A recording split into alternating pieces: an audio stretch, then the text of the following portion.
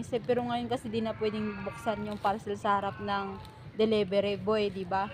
So yun guys, bubuksan ano natin ito, unbox natin itong aking mataas na tripod.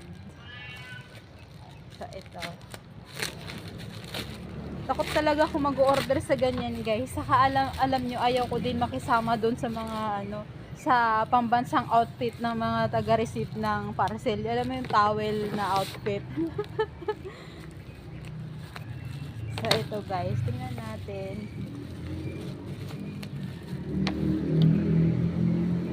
Ngayon ko lang i-open kasi ang init, tsaka di kaya ng ulo ko, sakit ng ulo ko maghapon.